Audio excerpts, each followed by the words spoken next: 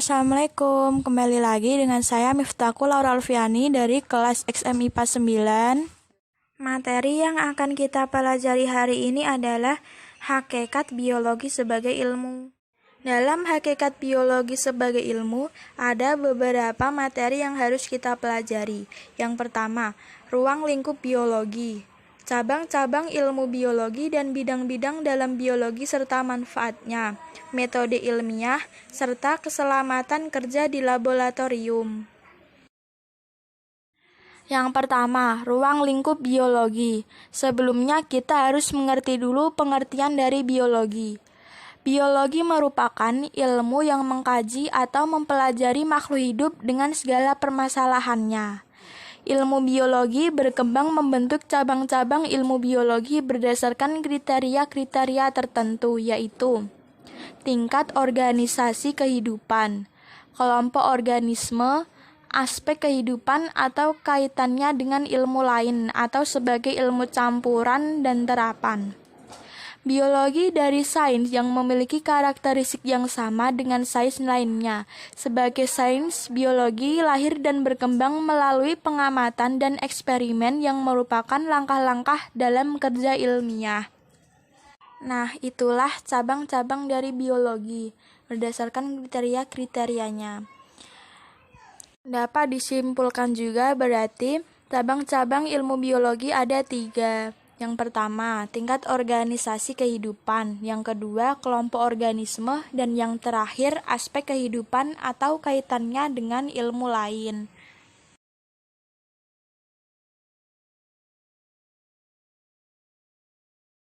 Dalam cabang-cabang ilmu biologi, ada bagian organisasi kehidupan. Yang pertama, biologi molekuler, biokimia, dan genetika mengkaji kehidupan pada tingkat molekul. Yang kedua, sitologi mengkaji kehidupan tingkat sel. Yang ketiga, histologi mengkaji kehidupan tingkat jaringan. Yang keempat, anatomi dan fisiologi atau organ, pulmologi atau paru-paru, kardiologi atau jantung, endokrinologi atau hormon, neurologi atau saraf. Yang kelima, biologi perkembangan atau individu. Yang keenam, biologi populasi, biogeografi, genetika populasi. Yang ketujuh, ekologi, taksiologi, biologi kelautan atau ekosistem. Dan yang terakhir adalah biologi tropis atau bioma. Dalam bagian organisasi kehidupan dapat disimpulkan bahwa ada 8 tingkat jaringan sel. Kelompok organisme. Taksonomi, yaitu pengelompokan organisme berdasarkan persamaan dan perbedaan. Virologi, yaitu virus. Mikrobiologi, yaitu mikroorganisme. Mikrologi, yaitu jamur, ragi, dan kapang. Botani, atau tumbuhan. Pteridologi, atau paku. Biologi, atau lumut. Zoologi, atau hewan, yaitu entomologi, atau serangga. Itikologi, atau ikan. Herpetologi, atau reptil dan amfibi, mamalogi atau mamalia, dan lain-lain. Nah, itulah kelompok organisme dalam kehidupan. Ada 6 bagian ya. Biologi berdasarkan aspek kehidupan. Biologi perkembangan, yaitu perkembangan individu organisme. Embriologi, yaitu perkembangan embrio. Anatomi, yaitu struktur internal organisme. Dan yang terakhir adalah fisiologi, yaitu fungsi-fungsi yang terjadi pada kehidupan organisme. Nah, itulah biologi berdasarkan aspek kehidupannya. Perkembangan individu organisme.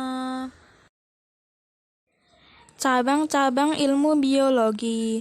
Dalam cabang-cabang ilmu biologi terdapat 20 bagian. yaitu anatomi, agronomi, andrologi, algologi, botani, bakteriologi, biologi molekuler, bioteknologi, briologi, dendrologi, ekologi, embriologi, entomologi, enzimologi, evolusi, epidemiologi, genetika, endokrinologi, fisiologi, dan fisioterapi. Dalam cabang-cabang tersebut terdapat ilmu yang dapat dipelajari di dalamnya. Metode ilmiah. Metode ilmiah atau proses keilmuan merupakan proses keilmuan untuk memperoleh pengetahuan secara sistematis berdasarkan bukti fisik yang dilakukan untuk menjelaskan tentang fenomena alam. Karakteristik metode ilmiah bersifat kritis analisis. Artinya, metode menunjukkan adanya proses yang tepat untuk mengidentifikasi masalah dan menentukan metode untuk memecahkan masalah. Bersifat logis, artinya dapat memberikan argumentasi ilmiah, kesimpulan yang dibuat secara nasional berdasarkan bukti-bukti yang tersedia. Bersifat objektif, artinya dapat dicontoh oleh ilmuwan lain dalam studi yang sama dengan kondisi yang sama pula. Bersifat konseptual, artinya proses penelitian